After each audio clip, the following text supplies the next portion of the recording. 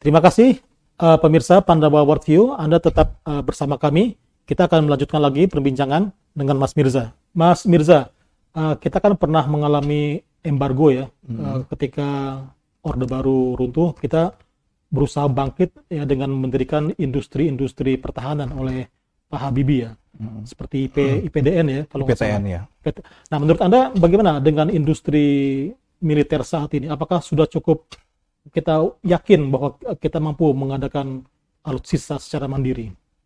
Ya, itu awalnya IPTN hancur itu karena ada Michael Kamdesus kalau tidak salah itu yang waktu itu Pak Harto melakukan pinjaman dan tidak disetujui, kemudian IPTN kemudian menjadi hancur. Dan IPTN waktu itu membuat panci karena tidak bisa membangun, tidak bisa bekerja lah engineer-engineernya, dan engineernya itu sekarang lari di luar negeri, ke luar negeri semua dan dipakai oleh negara-negara lain keahliannya gitu.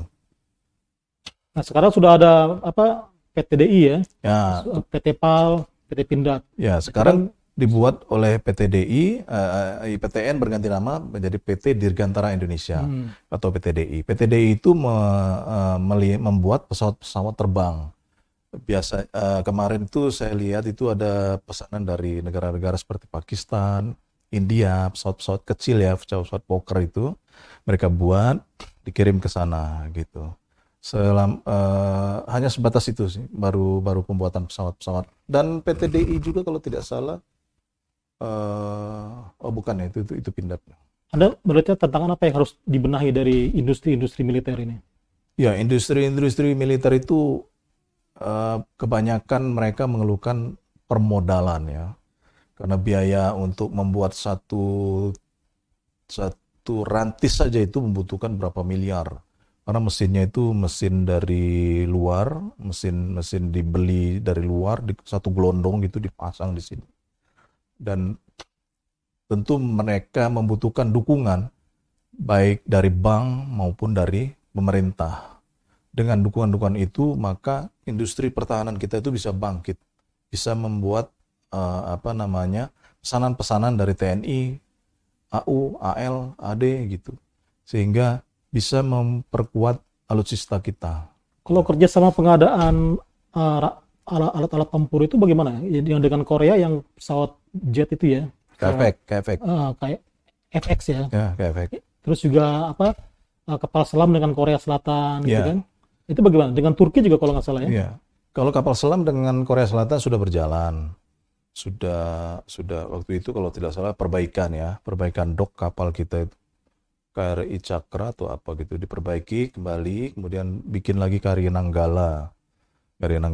Kemudian kalau dengan KFX yang itu dengan Korea itu berhenti kalau tidak salah itu, karena setelah hitung-hitungannya mahal kabarnya gitu. Secara jelasnya saya kurang tahu, mungkin Kementerian Pertahanan lebih paham tuh. Kenapa alasannya kita harus bisa bekerja sama dengan negara lain? Kenapa nggak bikin sendiri gitu ya? Ya, kalau kita teknologinya belum ada. Jadi alasan kita bekerja sama dengan orang lain itu biasanya ada transfer of teknologi, TOT. Jadi negara lain itu mengajarkan kepada kita bagaimana cara membuat kapal selam. Itu perjanjiannya tuh. Perjanjian MOU-nya antara Indonesia dengan Korea itu. Bagaimana caranya supaya kita juga bisa belajar gitu. Tapi biar bagaimanapun negara-negara itu biasanya tidak bisa langsung memberikan 100% ilmunya. Paling hanya 10% yang dia berikan kepada kita gitu. Nah, itu tantangan-tantangan seperti itu yang harus dihadapi oleh bangsa Indonesia dalam pembangunan alutsista, baik itu kapal selam, kapal tempur maupun lain-lainnya. Gitu. Jadi ketergantungan kita terhadap luar juga masih begitu besar ya. Nggak mungkin 100% kita mengadakan alat-alat tempur sendiri ya. Iya, karena kualitas dari bahan-bahan dari luar itu terjaga dibanding kualitas dari dalam negeri. Pernah dicoba membuat tank, di PT Pindad itu pernah membuat tank, itu bahan besinya itu dari Indonesia, entah dari bekas apa saya nggak tahu, itu begitu jadi, itu retak-retak itu tanknya itu, retak-retak. Jadi berdasarkan pengalaman itu, maka lebih terjamin kualitasnya dibanding dengan bahan-bahan dari luar negeri gitu. Tapi apakah transfer of knowledge ini bisa berlangsung tanpa dipengaruhi oleh faktor-faktor di luar militer itu sendiri? Ya, Seperti politik misalnya ya. gitu, ekonomi.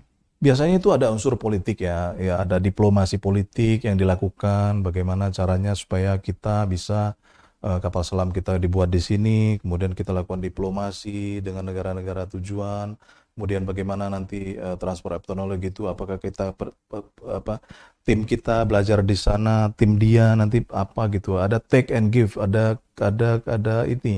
kesepakatan. Nah, setelah muncul kesepakatan baru ada kerjasama. Biasanya begitu. Ini yang menjadi sarana untuk pengadaan kekuatan pokok minimum itu ya. Ya, jadi minimum essential force itu kekuatan yang minimum sebenarnya, bukan maksimum. Jadi yang minimumnya bisanya seperti itu sesuai anggaran.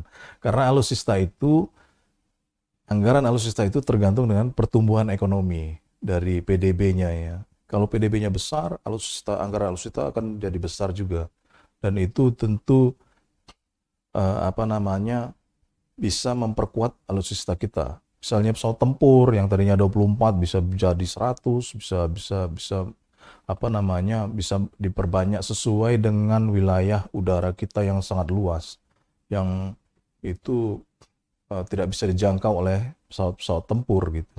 Jadi apakah seluruh alat-alat tempur yang kita miliki ini sudah ideal untuk menjaga Indonesia yang begitu luas ya? Kalau saya sih belum ya. Kalau misalnya cerita teman misalnya ada terdengar dideteksi di layar itu ada pesawat tempur melintasi Papua. Di layar itu titik merah, pesawat tempur melintasi Papua, itu dikejarnya dari Makassar. Karena pesawat tempur di Papua itu tidak ada. Jadi dikejar dari Makassar. Begitu dari Makassar mengejar pesawat yang ada di Papua, begitu sampai Papua, pesawat itu sudah lewat dari Papua, udah lepas, karena kecepatan itu kan butuh waktu, walaupun cepat, dia butuh waktu, walaupun 30 menit, 15 menit, sementara pesawat tempur asing itu sudah jauh, gitu udah. Nah makanya entah bagaimana, saya belum update lagi, apakah sudah ada pesawat tempur yang standby. Kalau pesawat tempur biasa ada di Papua, di Biak itu ada, Pangkalan Angkatan Udara, ada Kogab Wilhan juga ada di sana. Apakah sudah standby di sana? Itu kemarin tuh kalau tidak salah harapannya itu. Semua base-nya itu di Makassar. Nah itu kendalanya. Karena ketika ada pesawat musuh lewat, dia kan pakai proses lapor dulu Panglima, lapor ini, lapor itu. Begitu dikejar sudah hilang. Itu baru Papua ya. Baru Papua. Belum kalau ke arah selatan gitu yang dekat-dekat Australia, itu bagaimana itu ya? Ya. Sebenarnya ancaman negara mana yang paling besar di Indonesia? Apakah dari selatan, apakah dari utara? Kalau menurut Mas Mirza? Sebenarnya ancaman negara itu tuh ada di mana-mana ya. Ada dari negara tetangga kita, ada dari berbagai ini. Tapi kan mereka punya kepentingan di sini. Negara-negara itu kan ada migas yang mereka kerjakan di sini. Mereka punya penambangan emas di Papua kan, seperti Amerika kan dia punya tambang emas Freeport itu. Tentu dia tidak mau macam-macam kan. Kalau sampai hancur, ya hancur juga perusahaannya kan gitu. Nah, tentu dia berpikir panjang untuk seperti itu tadi. Dan sudah ada kajiannya di buku putih di Australia itu, dikaji di buku putih. Saya pernah baca, ada di tempat saya itu buku itu, bahwa tidak bisa Indonesia itu dihancurkan walaupun alutsistanya terbatas ya. Jadi memang harus dibuat seperti itu. Indonesia itu tidak akan terjadi apa-apa, tidak akan di atas, tidak akan di bawah gitu. Negara berkembang kan begitu. Secara politik internasionalnya begitu. Kalau dalam politik internasional itu negara berkembang ya negara berkembang, tidak bisa dia mau menjadi negara maju. Nanti dulu kata negara maju kan. Dibikin negara terbelakang kan nggak mungkin. Tidak mungkin. Jadi dia di tengah-tengah saja. Tidak mungkin dibuat miskin, tidak mungkin.